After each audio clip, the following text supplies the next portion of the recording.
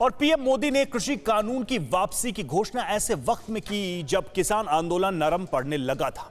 दिल्ली के बॉर्डर पर धरने में गिने चुने किसान थे और देश में किसान कानून विमर्श का विषय नहीं रह गया था। ऐसे में सवाल उठता है कि प्रधानमंत्री मोदी ने अचानक क्यों ऐसा फैसला लिया। कानून वापसी के फैसले के पीछे आखिर कौन सी वजह थी? कानून वापसी के फैसले का असर क्या होगा और इस फैसले को विपक्ष क्यों चुनाव से जोड़ रहा है?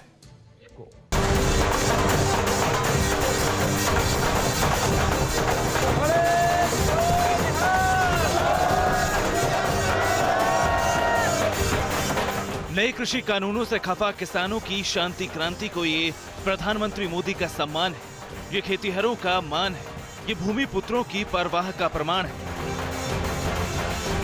आक्रोशित अन्नदाताओं के आंदोलन पर पूर्ण विराम लगाने के लिए हिंदुस्तान के प्रधान सुबह सुबह ही ऐलान करने तब आए थे जब देश के गुरुद्वारों में गुरु पर्व की रोशनी बिखरी हुई थी, जब गुरुद्वारों में अरदास हो रही थी, कीर्तन हो रहे थे। प्रधानमंत्री मोदी सिखों के सबसे बड़े पर्व पर पंजाब के किसानों के लिए सबसे बड़ी खुशखबरी लेकर देश के सामने आए। इसका किसी को अंदाजा नहीं था, किसी ने सोचा नहीं था। अचानक ही खबर आई कि नरेंद्र मोदी देश को संबोधित करेंगे। प्रधानमंत्री देश के सामने आए। 18 मिनट तक धारा प्रवाह 1430 शब्द बोलते रहे। 1067 शब्दों में कृषि कानून की वापसी को लेकर भूमिका बांधी और फिर 19 शब्दों में कानून की वापसी का ऐलान कर दिया। प्रधानमंत्री मोदी ने 41 बार किसान का जिक्र किया।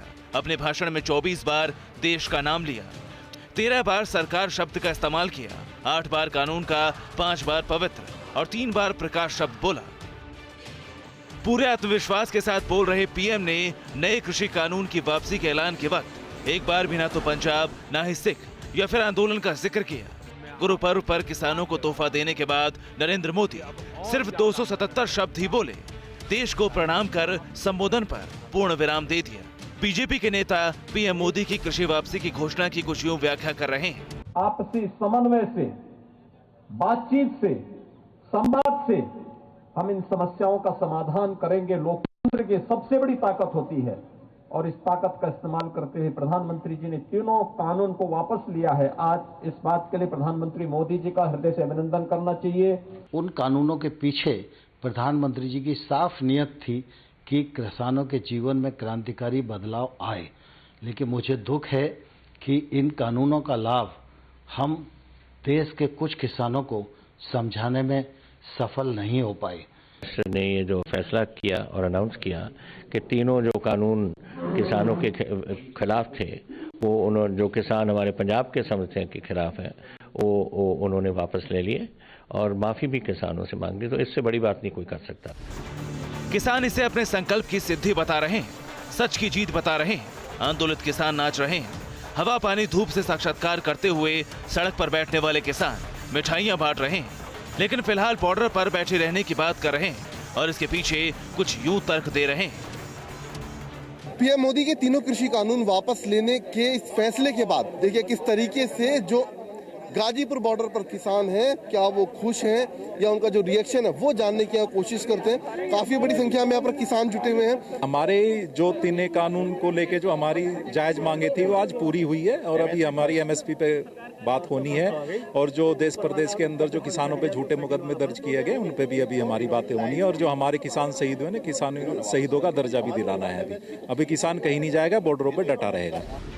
हालांकि पीएम मोदी आगामी संसद सत्र में कृषि कानून की संवैधानिक प्रक्रिया को पूर्णता देने की बात कर रहे हैं, फिर भी किसान डटे हुए हैं, यूं ही बैठे रहने पर अड़े हुए हैं और अपने अगवा के आदेश का इंतजार कर रहे हैं। बॉर्डर जो कि इस पूरे आंदोलन का केंद्र है, वहां मौजूद है और वहां के किसानों से बात करेंगे।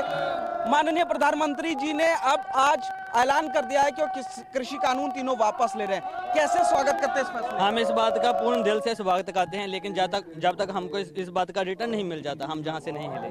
तो हमारी जथेबंदियां फैसला करेंगी, हम उस हिसाब से करेंगे। लिखती रूप लाएगा, फिर करेंगे। ਜਦੋਂ ਕਾਨੂੰਨ ਸਾਡੇ ਹੱਕ 'ਚ ਹੋਗੇ ਉਦੋਂ ਮੰਨੇਗੇ। किसानों के एक अगवा हैं राकेश टिकैत, जो अब भी तमाम आशंकाओं से लिपटे हुए हैं। आंदोलन जारी रखने की बात कर रहे हैं। 22 नवंबर को लखनऊ में रैली करने की बात कर रहे हैं। अभी उन्होंने बोलना है, लीगल उसमें लेकर आना चाहिए पहले उनको, ठीक है। उन्होंने बोल दिया और ये पार्लियामेंट में रखा जाए, वहाँ से वापसी हो जाए, एमएसपी पे गारंटी कानून बन जाए, आगे कमेटी बन जाए जो भारत सरकार और मसले होंगे देश के उस पर बातचीत करती है। जी, अभी आपका बड़ा आंदोलन कहाँ होने वाला है इसके बाद? ये तो हर जगह की मीटिंग लगी हुई है। 28 तारीख का यहाँ पे है, 22 का लखनऊ में है। किसानों की अब भी कुछ मांगे शेष हैं। प्रधानमंत्री मोदी ने उसे भी पूरा करने के संकेत दे दिए हैं। 1 साल से जिस कृषि कानून पर सरकार अड़ी हुई थी, उसको लेकर अचानक प्रधानमंत्री मोदी के हृदय परिवर्तन के पीछे विरोधी सियासत देख रहे हैं। वो आज माफी मांग रहे हैं जब 600-700 किसान शहीद हो चुके हैं। क्यों मांग रहे हैं? क्या ये देश समझ नहीं रहा है कि चुनाव आ रहे हैं? जनता इन्हें माफ नहीं करेगी। इन्हें साफ करने का काम जनता करेगी आने वाले समय में। सैकड़ों किसानों की सच्ची मौत के आगे किसी की झूठ की माफी नहीं चलेगी। मोदी विरोधी नेता जो कह रहे हैं वही कमोबेश हर किसी के जहन में आ रहा है। काफी हद तक ये सच भी है कि ये राजनीति का असर है। सिर्फ राजनीतिक असर नहीं है, राष्ट्रीय सुरक्षा भी बड़ा मुद्दा है।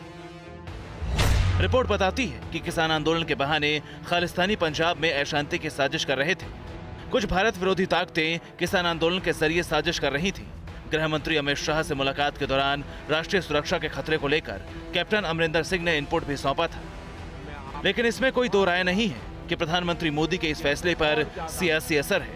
इसकी भी 2 वजहें हैं। पहली ये कि पंजाब और यूपी में चुनाव होने वाले हैं। दूसरी वजह ये कि पिछले दिनों हुए उपचुनाव में भगवा पार्टी को जोर का झटका लगा था।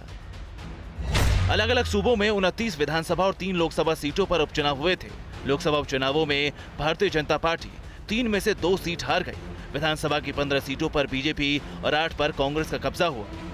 हालांकि इसमें महंगाई और पेट्रोल का फैक्टर भी अहम था, लेकिन इसे किसानों के आंदोलन से भी जोड़ा गया। फिर 2 हफ्ते बाद अचानक प्रधानमंत्री मोदी ने चौंकाने वाला ऐलान कर दिया। इस घोषणा के कुछ घंटे बाद जब पीएम मोदी चुनावी राज्य उत्तर प्रदेश में खड़े थे, तब भी इसका जिक्र किया।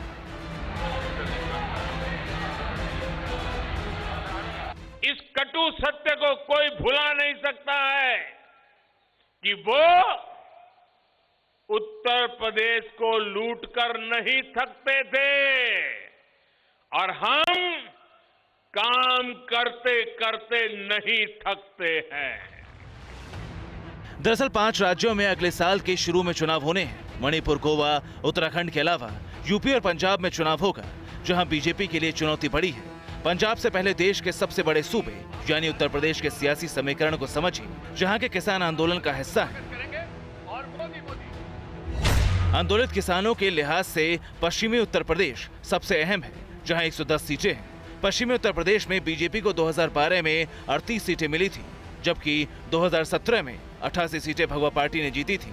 साल 2014 और 2019 के लोकसभा चुनावों में भी बीजेपी ने पश्चिमी उत्तर प्रदेश में शानदार जीत दर्ज की थी। पश्चिमी उत्तर प्रदेश जो किसानों का गढ़ है, वहां पर नए कृषि कानून के बाद स्थिति बदली हुई है। दिल्ली में आंदोलन का नेतृत्व करने वाली भारतीय किसान यूनियन इस इलाके में ज्यादा प्रभावी है और इसी समय किसान आंदोलन का नेतृत्व भी कर रही है। राजनीति का रट्टा मारने वाले जानते हैं कि पश्चिमी उत्तर प्रदेश की 60 से 70 सीटों पर गन्ना किसान ही हार जीत तय करते हैं।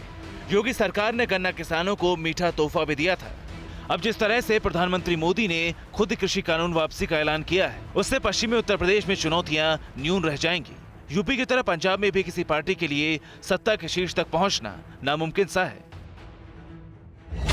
पंजाब में कुल 117 विधानसभा सीटें हैं। इनमें से 40 अर्बन, 51 सेमी अर्बन और 26 रूरल सीटें हैं। रूरल के साथ सेमी अर्बन विधानसभा सीटों पर किसानों का वोट बैंक हार जीत का फैसला करता है। पंजाब में 75% लोग प्रत्यक्ष और अप्रत्यक्ष तौर पर खेती से जुड़े हैं। जानकार बताते हैं कि गुरु पर्व पर लिए गए फैसले से बीजेपी के आगे सिखों से भावनात्मक रूप से जुड़ने की राह खुलेगी।